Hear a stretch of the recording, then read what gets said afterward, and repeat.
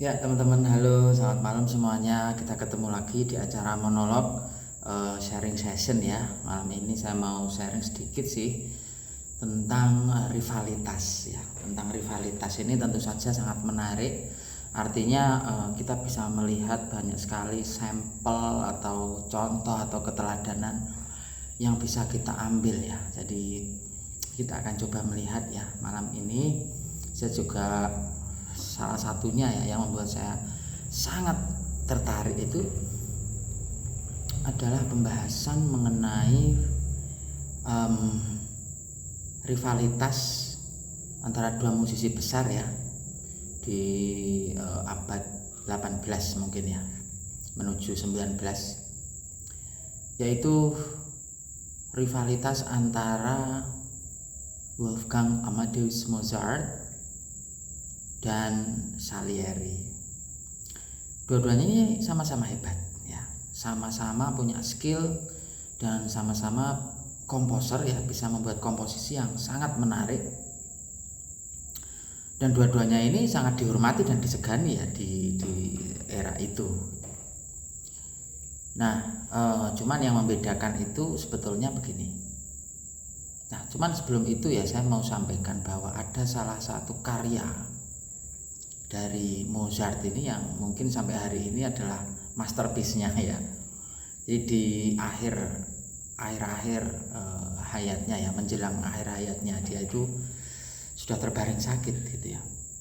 Dan dia saat itu sedang menulis ya, karena dia sepertinya tahu bahwa sudah nggak lama lagi, dia akhirnya menulis sebuah karya gitu ya, album lah kalau zaman sekarang ya. Itu namanya Requiem. Requiem ini berisi beberapa lagu yang sangat menarik waktu itu, dan tentu saja dimainkan di opera-opera, di acara-acara orkestra ya, musik-musik konser, musik klasik dan lain sebagainya. Itu sering sekali, bahkan menjadi musik scoring film-film ya hingga hari ini. Nah, karya Requiem ini di lagu terakhirnya itu dia mengembuskan nafas terakhir ketika menulis lagu ini. Kemudian dilanjutkan oleh muridnya ya, untuk satu piece atau satu karya terakhirnya itu. Jadilah album Requiem ya. Saya persuade Anda untuk mendengarkan ya, saya rekomen banget lah album itu. Nah, tentang rivalitas dia dengan Salieri ini menarik sekali karena Salieri itu juga hebat. Dia itu seorang musisi yang luar biasa, komposer yang jenius juga ya, tidak kalah jenius sebetulnya dengan Mozart ya. Nah, cuma yang membedakan Salieri ini sangat sangat selalu ingin tampil ya. Dia itu artis banget lah waktu itu, dan selalu ingin mendapat perhatian dari raja yang waktu itu berkuasa. Namun publik itu lebih banyak memilih lagu-lagu dari Mozart ya, daripada Salieri ini. Nah, rivalitas antara dua pribadi ini ya itu luar biasa karena sempat menimbulkan banyak sekali perdebatan ya di publik antara siapa yang lebih jago, siapa yang lebih hebat dan lain sebagainya. Pada akhirnya hingga hari ini juga ya, orang mengakui bahwa Mozart lebih unggul dari sisi message dari nada-nada atau harmonisasi dari nada-nada yang ditulisnya. Sementara Salieri itu sangat menjual, memang dia seperti berniat gitu ya, menjual lagu-lagunya gitu ya. Sementara Mozart itu lebih ke seni ya, artistiknya itu lebih dapat si karya-karyanya Mozart gitu kira-kira. Nah, namun pada akhirnya karena Mozart mungkin memang mati muda ya, itu akhirnya dialah yang mungkin lebih dikenang gitu ya. Dan Salieri pun mengenang Mozart sebagai salah satu rival terhebat ya, yang paling sulit untuk dikalahkan lah menurut Salieri begitu. Karena walaupun mungkin waktu itu pada masanya lebih terkenal Salieri, tapi pada akhirnya karya-karya Mozart lah yang lebih banyak diputar, yang lebih banyak dimainkan di panggung-panggung opera gitu. Nah, itu dari dunia musik. Mungkin kita tahu sendiri dari rivalitas di sepak bola ya, Ronaldo dan juga tentu saja Messi gitu ya. Orang selalu melihat siapa yang lebih hebat, siapa yang lebih terbaik gitu ya. Dua-duanya sama-sama top scorer ya, sama-sama punya skill. Cuman kalau saya melihat Ronaldo ini lebih ke teamwork ya, dia itu bagus sebagai untuk ngelit teamwork itu sangat bagus dia. Sementara Messi itu sebagai pemain solois ya, sebagai pemain tunggal atau striker yang cukup ditakuti ya, itu memang dia keunggulan dia di situ gitu. Ini sama seperti mungkin ketika Zinedine Zidane dibandingkan dengan Beckham begitu ya. Dan akhirnya rivalitas Beckham dan Zinedine Zidane ini dipatahkan sendiri oleh Zidane ya, ketika Manchester United bertemu dengan Real Madrid kala itu gitu ya. Pada akhirnya mereka bertukar kaos dan bajunya si Beckham itu, baju MU waktu itu dipakai oleh si Zidane gitu ya. Dan itu bukti bahwa pada akhirnya Beckham pun mengikuti ya, mau bergabung dengan Zidane di Real Madrid gitu ya. Sangat menarik sekali. Dan kala itu ketika sudah masuk Real Madrid gitu ya, salah satu mungkin pertandingan di Liga Champions yang paling menegangkan ya, yaitu ketika Real Madrid bertemu dengan rivalnya yaitu Milan ya waktu itu, atau AC Milan gitu. Itu sangat menarik sekali waktu itu. Oke, itu dari sepak bola dan musik ya. Baik Mozart maupun para pemain bola yang tadi saya sebutkan tentu saja menunjukkan bahwa rivalitas itu selalu berbuah positif, berbuah hal yang baik ya gitu ya. Rivalitas ketika dilihat dari sisi positif, maka dia akan mendorong pelaku atau orangnya ya gitu ya, atau aktornya itu untuk maju gitu ya, melesat lebih tinggi dan berniat untuk mengungguli rivalnya ya begitu. Dan kita tahu bahwa Ronaldo maupun Messi hingga hari ini mereka bersahabat baik, berkawan baik. Begitupun dengan Salieri dan Mozart yang kala itu saling memuji ya satu sama lain. Nah, kemudian mungkin kalau kita lihat ke konteks hari ini gitu ya, banyak sekali rivalitas yang tentu saja sangat menarik, apalagi di dunia bisnis begitu ya, dimana banyak perusahaan besar yang tentu saja menghindari kompetisi langsung di market gitu ya, sehingga mungkin seperti Google gitu ya, dia sering mengakuisisi ya perusahaan sebesar Google, Amazon gitu ya, kemudian Netflix ataupun iPhone gitu ya, Apple gitu ya, itu Tesla gitu ya, tidak mau dia berkompetisi. Kalau memang ada potensi kompetisi ya dibeli sama dia, diakuisisi gitu ya, atau di merger gitu. Itu sangat menarik sekali menurut banyak ahli ya mengatakan begitu. Bahkan para pemikir ya sekelas Jeffrey Sachs, kemudian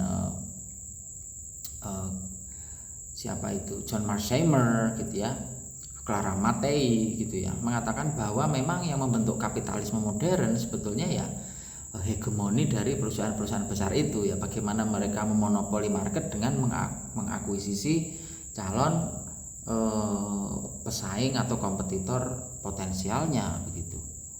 Menarik sekali memang ya. Jadi memang kalau saya lihat rivalitas ini menarik. Nah, tetapi semua kembali ke motif ya. Bagaimana seseorang merespon atau menanggapi rivalitas yang ada gitu ya. Ketika saya muda dulu ya, saya suka bermain musik gitu ya. Saya sering mengikuti festival musik dan beberapa kali ya meraih juara dan ya pemain gitar terbaik lah begitu kira-kira. Cuman hanya beberapa kali ya. Tidak sering juga menang gitu ya. Kalah juga beberapa kali gitu. Jadi seimbang lah, pernah merasakan menang, pernah merasakan kalah. Nah, ada salah satu rival, kalau menurut saya rival ya. Jadi ada salah satu sekolah yang punya band ya, yang saingan sekolah saya waktu itu. Sebuah SMA gitu ya di Semarang, Jawa Tengah itu dulu sangat sering sekali kita ketemu Dan kadang dia yang menang, saya yang kalah, kadang kami yang menang dan saya yang menang, dia yang kalah gitu. Atau kadang juara 1, juara 2 itu, juara 3 ya saling gonta-ganti lah gitu. Jadi memang dulu itu sering sekali ya festival band, festival musik memang didorong oleh perusahaan recording sepertinya untuk mencari talenta-talenta baru ya di Indonesia. Memang saat itu luar biasa ya, ramai, apalagi didukung oleh artis-artis ya yang sering jadi juri maupun promotor-promotor seperti Loxi Lebor ya, Adri Subono yang waktu itu sangat mensupport. Nah, saya ingin cerita tentang rivalitas terhadap salah satu pemain gitarnya ya, gitu ya. Dia gitaris, saya gitaris waktu itu. Kita sering ketemu, kita sering ngobrol gitu ya. Baik, kita ngopi juga waktu itu. Cuman setelah di atas panggung kita sudah lain gitu ya. Saya sudah harus menunjukkan seluruh kemampuan saya, skill yang saya miliki agar mendapatkan gelar juara itu. Dia pun begitu, ketika sudah di atas panggung ya kita sama-sama berpapasan. Kita akan artinya tidak sembarangan ya menyampaikan nanti kamu mainnya apa, teknik seperti apa, kostumnya bagaimana, itu tidak kita sampaikan. Jadi dapur ya, itu dapur perusahaan lah gitu, atau istilahnya dapur dari band itu sendiri gitu ya, rahasia band itu sendiri. Karena hanya juri yang berhak untuk menilai gitu ya. Nah, sehingga kita sering menyembunyikan nanti kita mau perform apa gitu ya. Lalu seperti apa, tekniknya seperti apa, unisonnya bagaimana, komposisinya, aransemennya gitu, aksi panggungnya gitu ya. Jadi kita selalu menyembunyikan hal-hal seperti itu. Yang kita sampaikan ketika kita bertemu di awal sebelum naik ke panggung ya, kita ngobrol-ngobrol aja tentang teknologi pickup terbaru misalnya, atau FX atau FX digital terbaru ya, tentang teknologi gitar, tentang mungkin gitaris-gitaris yang lagi waktu itu lagi ngehit ya. Dan mungkin pandangan-pandangan kami terhadap musik-musik yang kala itu sering muncul ya di festival-festival. Nah itu, jadi setelah kita sama-sama menghormati ya, sebenarnya setelah selesai era itu kita pun ketemu sudah seperti sahabat gitu ya. Bahkan rekan saya itu ya, saya sebutnya rekan lah ya, walaupun mungkin pernah jadi rival gitu ya di panggung. Namanya Mas Jovan ya. Mas Jovan ini juga gitaris handal ya dari SMA Masehi ya, waktu itu ya, Semarang. Itu luar biasa permainannya dan aksi panggungnya terutama yang luar biasa. Secara komposisi band juga bagus, dan saya mau sampaikan bahwa rivalitas saya dan Jovan waktu itu yang membawa kami menjadi sahabat hingga hari ini ya. Mungkin salam ya untuk Jovan. Semoga mungkin kamu melihat video ini ya, saya bangga memiliki teman yang sehebat kamu, yang bisa sukses terus ya di musik, di bidang musik, sangat konsisten. Bahkan saya sendiri saja tidak berani ya konsisten di musik, dan mungkin saya merasa kalah di situ ya. Dia punya keberanian, punya mentalitas musisi yang lebih ya.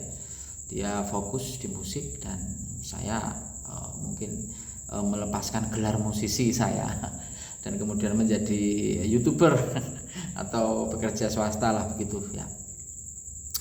Nah, itu rivalitas. Jadi memang rivalitas itu sebetulnya membawa kita ke salah satu dimensi positif ya, kalau kita melihatnya positif. Tapi kalau rivalitas kita melihatnya negatif, maka yang terjadi sebaliknya ya, yang kita lakukan pun negatif gitu ya. Cara kita merespon ya, cara kita bereaksi terhadap satu rivalitas tertentu itu negatif ya. Ada satu tetangga ya sebelah rumah itu yang mungkin sedikit merasa tersaingi gitu ya. Ya dia sedikit-sedikit mengikuti lifestyle dari sekitarnya, terutama sama yang di depan rumah itu ya. Di depan rumah itu kalau dia misalnya beli motor baru gitu ya, dia nggak mau kalah, dia beli motor baru padahal sudah punya 2 motor itu ya. Harusnya sudah cukup lah untuk dia sekeluarga ya. Kemudian dia beli masang misalnya, renovasi lah gitu ya, dia ikut renovasi. Ada lagi ya, katakanlah dia bahkan sampai kemarin terakhir beli mobil baru. Yang satu ini juga mau tidak mau dia beli mobil baru. Yang satu pakai jaket merek terbaru gitu ya, dia ikutan beli jaket merek terbaru dan lain sebagainya.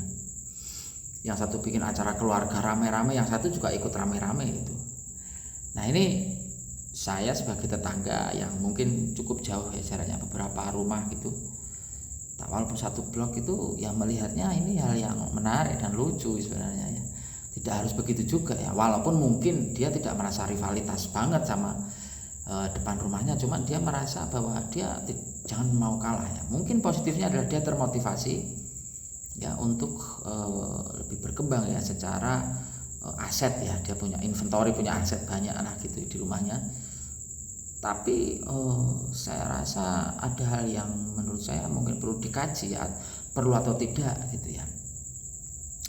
Apalagi kita bilang teori hierarki Maslow ya, sepanjang kebutuhan utama sudah terpenuhi ya sudah gitu ya. Yang lain itu ya tersier gitu atau sekunder gitu. Ya mungkin primer sekunder sudah terpenuhi ya tersiernya nanti sajalah gitu ya. Nggak perlu yang ini banget gitu.